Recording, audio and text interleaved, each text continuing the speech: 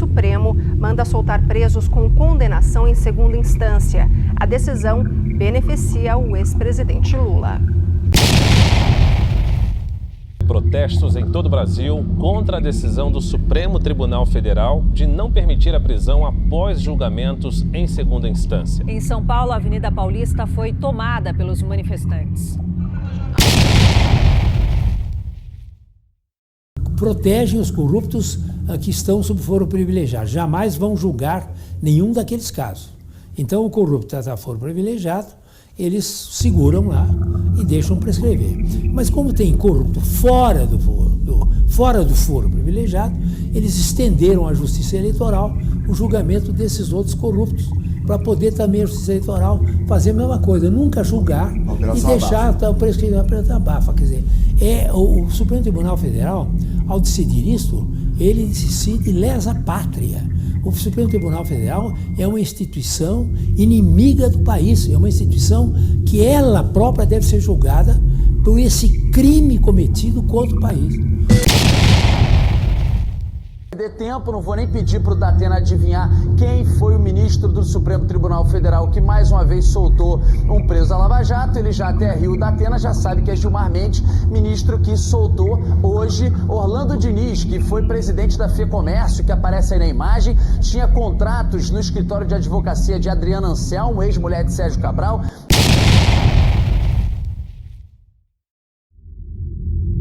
O Supremo passou a trazer um elemento de profunda intranquilidade jurídica ao legislar no lugar do Poder Legislativo. E por que intranquilidade jurídica? Porque contra as leis inconstitucionais eu posso recorrer ao Judiciário. Contra uma decisão do Supremo legislando, eu não tenho a quem recorrer. Por outro lado, evidente que o Congresso poderia reagir. Mas o Congresso não reage porque um terço do Congresso está sendo investigado, o que traz, eles não têm coragem de enfrentar o Poder Judiciário.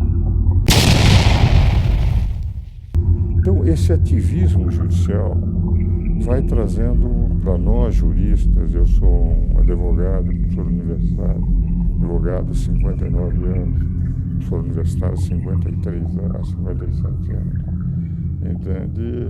Uma sensação de insegurança jurídica como eu nunca tive, mesmo nos tempos do regime militar. Embora bem intencionados, eu tenho a impressão que eu prefiro o pior dos congressos ao melhor dos Supremos como legislador, que eles não foram eleitos pelo povo. O Congresso, por pior que seja, foi eleito por 140 milhões de brasileiros. O Supremo por um homem só. E, evidentemente, essa judicialização, esse protagonismo cinematográfico do Procurador-Geral da República parou o Brasil durante 3 meses. Então, eu tenho a impressão que é necessário pessoas mais ponderadas, como o programa que os senhores fazem, ouvindo outros especialistas, e temos que pôr na cabeça de homens bons, que cada um deve ficar dentro dos limites das suas competências constitucionais.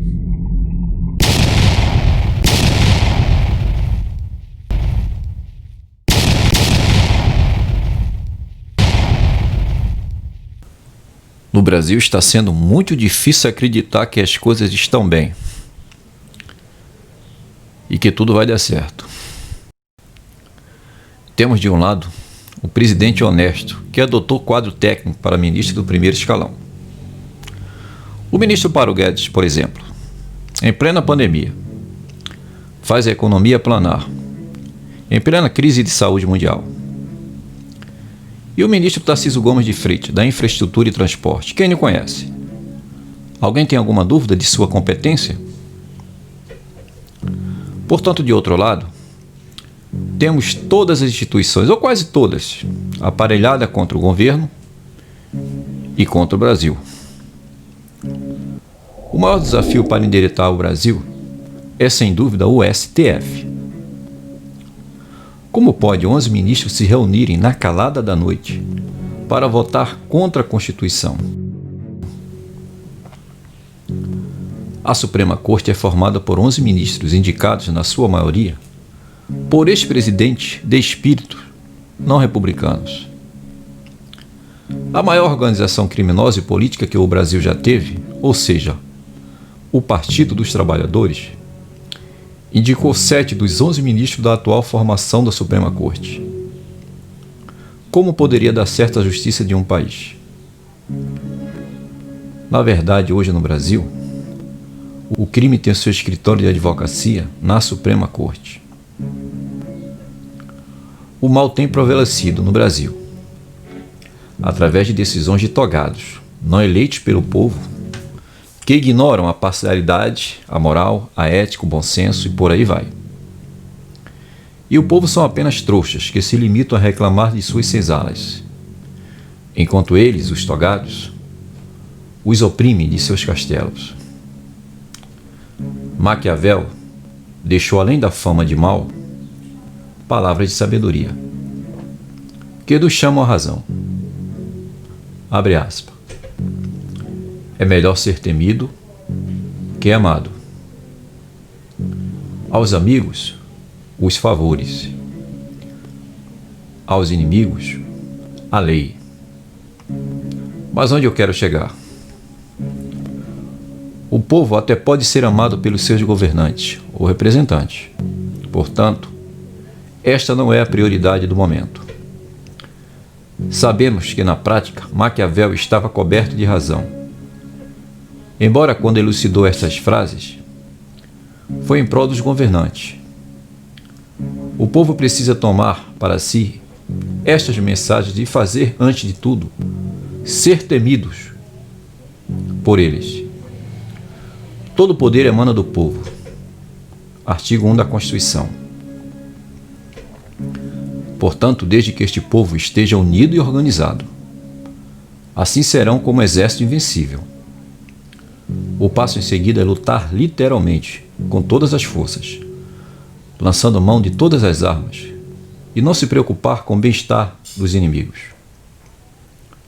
Os togados não esboçariam reação se, durante plena sessão, a Praça dos Três Poderes fosse cercada por pelo menos 100.000 pessoas e os impedissem de sair do prédio até renunciarem de seus cargos. O maior problema do Brasil hoje em dia é, sem dúvida, o STF. E este problema poderia ser resolvido em questão de dias. Bastaria coragem e determinação de patriotas dispostos a pagar, se possível, com o sacrifício da própria vida, pelo bem maior que temos, a nossa liberdade. O problema dos abusos de autoridade no Brasil poderá ser resolvido não com palavras ou debate. Disso já está cheio nas mídias, nas redes sociais. Precisamos de coragem para enfrentar de frente as pessoas que contaminam as instituições. Essas pessoas têm nome, endereço, família, patrimônio. Não podemos permitir que tais pessoas transformem a vida de milhões de cidadãos de bem no inferno, enquanto eles vivem no paraíso. Precisamos entender que quem ama a liberdade precisa lutar por esta liberdade. Quando heróis anônimos morreram para que nós tivéssemos o direito de ir e vir, o qual nossos governantes querem nos privar. Quando se sacrificaram pelo direito de se expressar, o qual Alexandre de Moraes tenta nos cercear. O ato eleitoral é administrativo para o Estado e para o povo é um simples ato de cidadania. Portanto, isso jamais irá garantir a nossa liberdade. Se não coagir o Estado a fazer cumprir a vontade popular, a nossa liberdade não será possível. Enfim, Maquiavel estava certo. Melhor ser temido que ser amado.